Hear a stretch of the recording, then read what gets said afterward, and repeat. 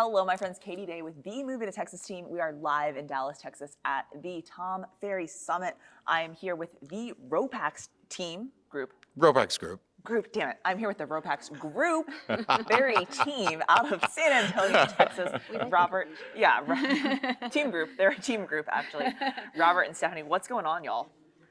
We're blown away by this event, to be honest. It's been amazing. Lots of great content, lots of great speakers. Lots of energy, lots of knowledge that's been shared. Yeah, no, and what I like is no matter where you are in your career, because I know you guys have been doing this for a while, you get nuggets and you're like, man, that was good. This is info. I love how he gave props to newer agents up there. I mean, that you never ever see that. And that's what I was telling Stephanie. I thought that was so cool because it gives other people hope. You know, other people that might be struggling in the business.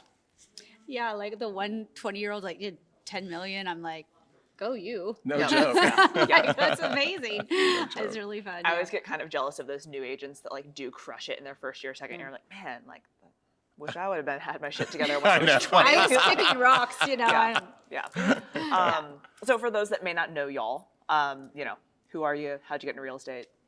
Robert Elder got into real estate 31 years ago. This year, my mom was an agent, so I'm a second-generation agent. Okay. Kind of grew up around the business, learned it via osmosis more than anything else. Yeah. And I always tell Stephanie, it's like I truly did have an unfair advantage when I got my license because I had 3 or 4 years of hearing it around my mom. And so I hit the ground running. That's cool. What about you? I started in 2011. Okay. So first year really didn't, I went through a divorce. I used to be a professional horse trainer. That was my life. And it was I got divorced and changed careers all at the same time. Not recommended. Well, you just got to get all the stress in at once. So then it just, when you turn around a year later, Screw it, do it now. You're everything's great, right? It was, yes.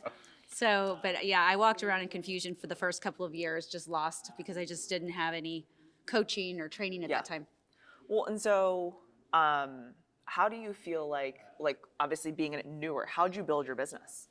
So I hired a coach with Maps Coaching from Keller Williams, and she was a badass at expireds. Okay. And that's what I did. Because I was I remember a while back, maybe 2 years ago or so, we had a call about that. Because my husband was getting into expired, so you definitely gave us some good tips of how you just hit the ground grinding and running. It was cold calls were just what I did. I didn't know any different. I just thought that's what you did. Yeah. I would never want to go up against her on the phone. Yeah, that's why you guys got amazing together, scripts. Right? Yeah, but with that being said, then during COVID, expireds didn't happen. Who moved my fucking cheese? Yeah, you can say. Yeah, so who moved my cheese? I just did not know what to do anymore because they just weren't there. So it was a pivot. Yeah, a quick pivot. Well, and so what now do you feel are the pillars? I dove into my database. Best thing I should have done that years ago, but I just went all in on my database, and they saved me. Well, and one thing that I feel like y'all do, both of you do very well, is you share things about real estate and you share things about what's happening and the market and stuff like that, but it's not braggy, right? Mm-hmm. And it's you're not hey, look at me, do you want to buy or sell? You're hey, this just happened. Oh man, check this out. Oh, here's a flip, here's a horror story, here's this, here's that. Right. And I feel as if you guys do a really good job of the content I see that's sharing the story, right? And sharing, do you guys think about that or what goes into your social media posts? I don't know. I think we like to intentionally share. I know I like to give back. She's way more into all the data and the numbers and everything else. Sometimes I'm maybe a little bit more the emotional one. It's okay, I'm going to tell you this story. No, and I spit out something. And sometimes I won't post what I want to say, but censored a little bit maybe. Yeah, a little bit. But I mean, I enjoy kind of sharing that different aspect of real estate other than just saying, hey, we sold this. Yeah. I think for me, I'm just data driven. So I feel I can hide behind the data, because it's oh, I don't have, this isn't me. I love numbers. Yeah. I hate the data. Yeah. For me, all the data's in my head from so many years of doing this. And I'm just listen to me, Linda, listen.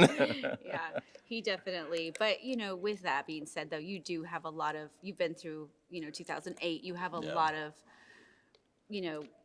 experience that a lot Right. of people don't have. So it just comes a little more natural to you. It's funny because, when the market started changing for me, I was like, yay, was kind of excited. Whereas many people were like, oh my gosh, what's going to happen? I'm like, oh, don't worry, it's going to be really, really good Yeah. for those that'll get through it. It's just it's a mindset shift, and you are going to work harder. People are definitely going to work harder. But I mean, the ones that were picking up the low hanging fruit, they're going to be gone. Yeah. And so the strong, they will survive. And I mean, building your business on expires, y'all are no strangers to hard work. So, No. yeah. Definitely why we get along. We both can respect each other's work ethic 100%. Yeah. No, that's awesome.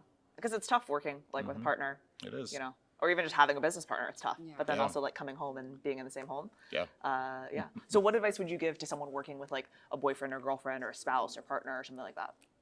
I don't know for the right people to ask that Well, y'all are still question. together, so. There's that. There is that, yes. My coach, she said, you have to go have a date and you cannot talk about real estate. Oh my God, we did do that. That's Isn't right. that hard though? What is there to talk about? I had to Google it. I had to Google all these questions. Date night. She It was like had speed dating. questions. Stephanie, It was like speed dating. we are more alike than we realize. It's like, I don't even know what to say.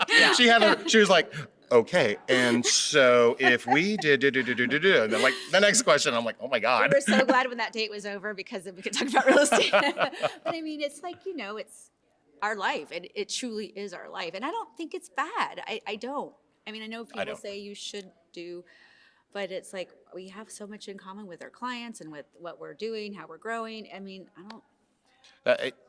It's a passion. Yeah. I mean, honestly, I love what I do. Yeah. You met me in a completely different industry. I had other companies. I had my garbage company, my porta potty company, everything else. But honestly, for me, this is my God-given gift. Yeah. And I really, really enjoy it, almost to a level of obsession, maybe just a little, but it's fun. It's like I get to work with my best friend and my partner. Yeah.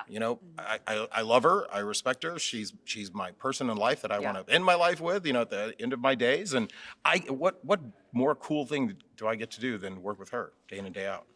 Well, and I think too, my takeaway from it, because that was my first coach's biggest thing was the date night. Mm-hmm. And that was her homework. And we didn't do date night. So we get on the call the next week. She's like, how was date night? And we're like, Nah. you're not making eye contact with the camera. You're just bad connection. I'm writing notes.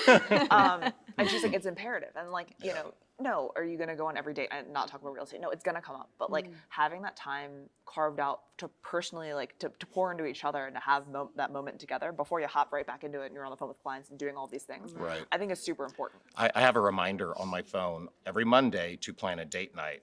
And then I'll do it and I'll say, okay, hey, Friday night we're going out to dinner, or Saturday night, or we're going to do brunch on Sunday or something like that. Yeah, you're good about that. You've been very consistent. It's in the calendar. So It's in the calendar. He's like, and then right after that, I make my calls. Then I go slay. Yeah. So you guys said digging into database. So what are some tactical things or advice would you give to someone that hasn't perhaps touched their database in a while, called their past clients? What'd you do? You just picked up the phone and called, It or was what? scary because I was like, I don't even remember if we had a good or bad transaction. You'll call someone that their house didn't sell, they're going to tell you to F off. But someone who you sold a home to, trusted you with one of the most expensive things in their lives. It's scary. No, I totally agree. I had a thing around it. I don't Yeah. know, because I mean, I was a transactionally based person, and going into that relational base, it was like, it was just uncomfortable. Yeah. It was really uncomfortable. But I mean, I did it. I went through and I got a really good pop-by company, and I put everyone on a pop-by. I got, and I just. Which has been working really well. And it just was an icebreaker. Yeah. It was like, oh, we got what you sent in the mail. That was so great. And then finally I was like, oh, I can have a normal conversation with you. How's outside life? of real estate. What's Yeah. new? Yeah. Right. Yeah. For me, it was different. Watching my mom operate, she was extremely relational. And so that's all I knew how. It's like I didn't know that I needed to be that way. I'm just like, okay, well, I'm going to emulate my mom because she's successful. So let me do that. That works. I didn't know anything. It wasn't until years later that I figured out, oh, that's actually a manner in which you can, can transact business with your clients. So. No, I mean, I think that's important. And I think having some sort of schedule, so whether that's that you make yourself, that you're like, okay, I'm going to do these gifts or these actions on this regular cadence, or having a company. That's a great thing. A lot of people don't realize it. Go outsource it. You don't have to be the one putting together the little gifts, and I would you not can be mail that them. You can you can do that. You can have other people do that. whether it's someone you hire or a company. So yeah, having that regular cadence of conversation and of touch points is super important. So For sure. yeah, that's good. Yeah. That's good. Love And it. then just the picking up the phone. Like it Yeah. is awkward, it is uncomfortable, but like, phones also work two ways, so it's For sure, but you know what? It was like one of the younger guy, I think, said it where he's like, "It's only awkward if you make it awkward." And I was like, Yeah. "Oh my God, that's gold." So yeah, it's like it just depends how you look at it. You Yeah. know, so many people say that it's mindset. This business so Well, it's much tough. is Yeah. mindset because it is tough. But if you just look at it perhaps a different way, you might be able to make something that's really crappy maybe fun. So if I were a brand new agent, just got my license, I'm looking to hang it at a brokerage and like get my career started, what would be like the things that you'd tell me I need to do? What would you say? I would say start with your SOI, start with your database, and just because they always say they know you, like you, trust you, and then open houses. Yeah. It's cheap, it's free. So I have my thoughts on open houses. What would be like your open house strategy? Like just do every open house that's available? What would No, you? I mean, we have a very strategic to where, the open house sign, the alert, we'll call it the alert sign, is there up on a Monday, either notifying for a Saturday or Sunday, circle prospecting around it, door knocking around it, perhaps even putting flyers in coffee shops or whatever, if it happens to be in a neighborhood in which that'll that happen. exists. For sure. I mean, they did one, you and one of our other girls did one that it was over 100 people that showed up to this open house. And I love telling this story because Yeah. It was pre-COVID though. it was pre-COVID. Which is even more impressive. No, exactly. And so she was approached by someone that was so impressed by her open house skills that she fired her mother to hire Stephanie.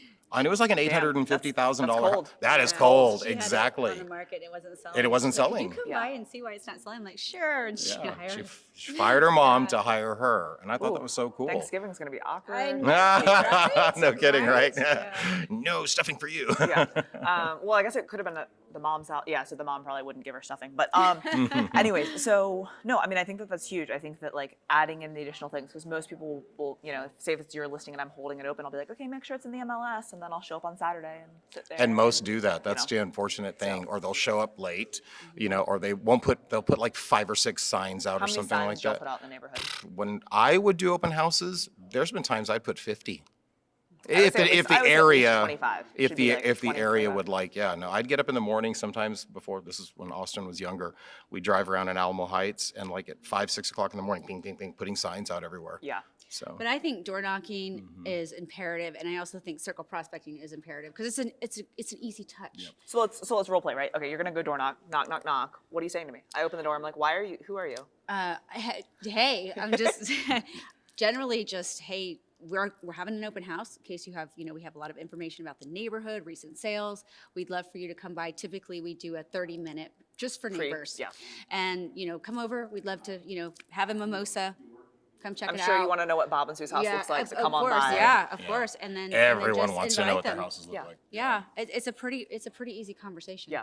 Yeah. Well, and that's what I think that like the door knocking and the circle dialing. It's like I just want to know more about the neighborhood, or you may already know it, right? But like I just want to know more about the neighborhood. I just want to know what you like about it. Okay, that's awesome. Come on by the open house. Like it's not. I'm not trying to sell you anything. I just want you to come by, see the house, eat some of my food so I don't eat it, and I'll see you on Saturday, right? And sometimes they'll tell you things. You'll learn about the Yeah. neighborhood before the open house, so you are the expert in that Yeah. neighborhood because neighbors talk, and so they love to talk. So you just So a few agents also will prepare like either maybe some sold comps, Yeah. Also what's available just so they can talk. I mean, literally some agents will just, okay, I'm here. And then that's it. sit there. Yeah. And you don't look like the knowledge Engage. broker. Yeah. Yeah, No, our engage. open house packets, they need to have the CMA for the neighborhood, right? We also provide other open houses in the area because like most Yes. open house people, like they're just going, and most agents, when you walk into an open house, they're like, "Hey, Robert, I can send you properties. Can I have your email?" And you're like, "No, I already have 14 of my Yeah. own alerts set up." Exactly. And then I said CMA, the open houses, and then the information on the house. And I think that the neighbors always do give good information on the neighborhoods too. And like I know like Alamo Heights is one that y'all work a lot in, but like I'm sure there's things that neighbors tell you that you're like, oh, that's a good little Oh, yeah, It's nugget, for hilarious sure. It sometimes. is. Yeah. Yeah. You get to know the little nuances. Yeah. Something else I think is like everyone loves going to a coffee shop. Yeah. Go to your local coffee shop. Yeah. Be that person that Yeah. everyone freaking knows. There have been times in the past where I'm like, here's $100, buy the next few people coffee. Yeah. And, No, I love that. oh, well, yeah, that guy bought you coffee. Oh, hey, thanks so much, blah, Yeah. blah, blah. Oh, hey, here's my card. There's a bunch of secret agents, not real estate agents. There's no, I mean, there's so many strategies. It's just, you just have to be real estate. I think that's the biggest thing is like in every other job, it's like you clock in 9 to 5, you work. But when you're in real estate, you have to just be it to be successful, I think. Just become on all the time, which is not easy to do. It's like that Eddie Murphy movie, know, The you Haunted. smile. Yeah, and he's like, you know what I'm talking about? Yeah. But yeah, You did that smile so I quickly know. there, Robert. It's like, turn it on. I mean, but you learn to do that, and like Tom says, check your mood. For No sure. matter what, like it people always call it the worst times. Like I'm in the bathroom, like you gotta I know. take it. Just I had a client who actually he's become a friend at this point for both of us, and he has become one of our best clients. I mean, we've done probably 10 or 12 deals with him. Yeah. I met him at a coffee shop, but he would FaceTime me randomly. And it would just On purpose? Well, I want to show you something, and I'm like, dude, I could be in the bathroom. It's like it would totally set me off. But it's like I would have to answer the phone. Hey, what's going on? You had to check yourself Yeah. real quick. Yeah. So Well, hopefully now you guys are close enough. You're like, dude, what do you want? I know. I finally did tell him. I'm like, dude, don't do this anymore. do it anymore, yeah. Send me a picture, man. Text me. I did that to my videographer the other day. I said, just let me show you. I was so frustrated. I was like, I did not even think that I should have asked him before I just immediately put him on Facebook. Thank goodness he was decent. Oh, poor DJ. Sorry, DJ. DJ would have had to accept it. I know, yeah, It's exactly. more on him if he wasn't Yeah, that's decent, true. Exactly. Why didn't you bring this to me? Robert. That's funny. No, that's cool. So I feel like you guys do a lot of different business, and I guess it's been part of it's being in the industry for a while. You're able to like add on additional niches because like I feel like when I think of y'all, I think of like Alamo Heights, right? And I think of luxury. I think of like new construction. Like you guys represent a lot of different sellers and clients. Right. Is it just from being in the business for a while, so you keep adding on more things and people you've moved up buyers and stuff like that? Is it that you've made a concerted effort to do specific marketing? Like, what do you think? For me personally, honestly, but this is pre-COVID, I kind of got bored. We were just like knocking it out of the park up on the north side of town where we Okay. lived. And I was like, honey, I'm going to go downtown to where all the gentrification was, which you're familiar with in Houston, with the Heights and other areas like y'all know that. Houston. So San Antonio just wasn't seeing that stuff. And all of a sudden it really, really started popping. Yeah. And I would just literally drive around and go talk to people. I'd talk to construction workers, hey, who's What's this? going on? Exactly. What's happening? Give me a phone number. And it just kind of built from there. So that was like definitely an add to our business because she was killing it Yeah. on the freaking expired side. So I'm like, okay, babe, you got that taken care of. Let me go try and create this and see what Yeah. happens. No, that's huge, and I think that's a really good nugget. If you didn't just write that down of like driving and talking to the Yeah. project managers, Yeah, talking to they'll whoever's tell you. there. Every day he'd come home with, so, I talked to so-and-so, or, I met this guy. And, remember that one couple that you met? And, they did their most expensive flip ever. Yeah. And they needed it. Yeah. You just happened to have. We've taken business from a developer who was a licensed agent. And it was, I guess we just went up and started talking to her and she was trying to sell it on her own. Now we have her $2 million, which is Yeah. on the cover of several magazines this past month. But it all started with us, hey, just driving by, what's going on? We went to go look at her open house or something. Well, and I feel like too, a lot of times agents that become developers, or I think a lot of times what it is, it's like an investor is a developer, and then they're like, I should just get my license so I Exactly. can save that little bit of money. Right. Yeah. They're making hundreds of thousands Yeah. of dollars on the development. Right. Like at a certain point when they're developing enough, they're like, why am I still doing this? Exactly. Because like y'all are the marketers, y'all are the people with boots on the ground, you know the market, you're putting in the work. They're just like, And she Gotta go sit in trusts, open house, she you know? 100% trusts our team. Yeah. We're the team. She has her designer, architect, and then she has her real estate team, and she'll Yeah. acknowledge that. yeah. Yeah. No, that's huge. And that's builder business, like, is good and bad, right? It's got its pros and its cons, but like, I enjoy it. It's fun. I love it because there's not much emotion. I do like that, like the numbers. If the numbers Right. work, the numbers work there. Exactly. Like, why don't you pay attention to just the No, numbers? it's like I no emotion. with so many years in the business, honestly, I don't do good with emotional people. Like, well, I painted Timmy's room purple, and therefore my house is worth $50,000. "Here's gray, Exactly. go I'm paint like, it." yeah, exactly. Here, change it. No one gives a shit. Yeah. Yeah. Yeah. Who's Timmy? Like, oh, he's 25 now. Like, yeah, he doesn't care either. Please paint it. What advice would you give to someone that's like looking to, you know, like you had to pivot, right, in COVID and in 2020 when like your main source of business like was no longer something that was happening, right? So like what advice would you give to someone that like maybe has plateaued, right? And like, you know, they are selling the same amount of homes every year and just like they can't get past that point. You know, they're selling 30 homes a year. They want to make more money. They want to do more. What advice would y'all, what do you think? I think whatever you add in your lead generation, you can't let go of what you were doing before.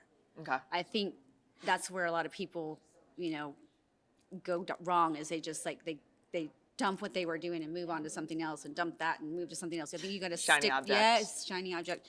You got to stick to it enough to get traction and then build systems around that to where you can go do something else and add to your lead gen. That's what I think. I think making yourself in sales, making yourself feel uncomfortable. Go out and if you're into boats, go buy a fucking boat. Go buy a G-Wagon. Go buy a watch. I mean, Carson watches over here. It puts pressure. Yeah. I mean, it does. He I mean, likes his back against the wall. I love my back against the Well, wall. that's to say, no wonder you sell so many homes because see, you post about a car or a watch, and then Every you've got to go. week. You know, we won't get into that here. We won't get into that here. So one of the things that you just said was like, you know, not losing sight of the old stuff, right, and continuing to add more. Now that we're starting to see a shift in the market, we're all seeing across the country. Are you going to get back into expireds, or have you started yes, already? I'm calling Vulcan next week. I'm going to get back in. Yeah. She'll crush it. She will freaking crush it. The call we had with you, what was that, back in like 2019, was. 18? Yeah, it was about there. I just remember like you were like dropping all these scripts, and I'm like, man, she is just relentless. And I should have been asking you. The funny thing is, what should we be doing? YouTube. yeah, because you're like killing it. Isn't that funny though? Like, I it's know. just- No, yeah. it is. It's awesome. Yeah. I love the collaboration, by the way. If you thought she was good then, though, she's Now? really shifted gears. I mean, I feel that you can convey like coming across as their friend and you got so much more information these days now on the phone than before.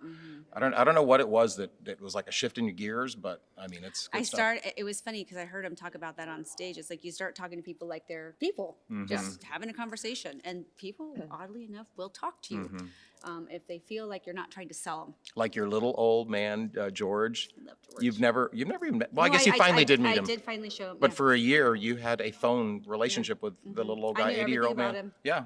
Well, and I think too, like, especially with expireds or those more cold calls, right? Once you internalize and you know like the scripts, right, and then you know that you can help them, like you truly aren't calling to sell. You're No. like you are the person that's Right. going to help them. And For that's sure. Ryan, my husband, like he says that all the time, right? Of like he's like they are lucky that they're getting me. Yes. And not someone else. For sure. I mean, how many, especially like KW, right? It's like one of like the KW trainings is like Yeah. you call your expires, you know, and like so all these new agents are on the phone, but like they're like, well, how are you going to sell my home? And you're like, where's I the know. script? What page is that on? My brokerage has sold 2,000 homes. So see, she's done the script. I know. She's kind of internalized that. No, but like once you get to that point where it's like you know you can help, you've sold this many homes, and you know this home was on the market for this many months, and then you sold it. This one for this many months, Right. and then you sold it. Like you know, and you have that confidence, and I think that comes off, and especially that you're making the calls, because a lot of people once they get to the level that y'all are at, hire a VA and just like send me the appointments. Yeah. It's not. It's You know. definitely not the same. Yeah. Yeah. Yeah. So the conversion's way higher. Yeah. Oh, Yeah. yeah. For sure. For sure. All right. I know you guys are foodies, so this is going to be a good question Oh, God. for y'all. If it were your last meal on earth, I want to know what wine you would be drinking and what meal y'all would be having. And you could have separate meals. You don't have to agree on the meal, because that's always a tough thing. But I know you like wine. I know y'all like food. Honey. What do you think? Wine, probably my machete from Machete. Machete, Orin yeah, Swift. Orin Swift. Orin Swift. Yeah, I she's a love big it. Orin I Swift. love Okay. Oh goodness, for me, whatever it is that I'm going to be having, it's going to have foie gras. That is Ooh, just so good. my. Wasn't Guy Savoy your Oh my gosh, yes, we favorite went to place now? Guy Savoy over Savoy. in Vegas. Okay. And it was so funny. Oh, So, I saw the pictures. It the looks epic. food was insane, I've and never and of eaten course a little hamburger. But I was know, it's like the a hamburger best this bite big. I've ever had. it was So probably an $1,800 meal for 4 Yeah. people, and it was worth every Yeah. freaking penny. It was an experience. So Well- yes, it was amazing. And I always feel like when you have those tasting meals like that where the hamburger is that big, you're like, well, I'm gonna have to go to, in Vegas, In-N-Out after this, it's like a real meal.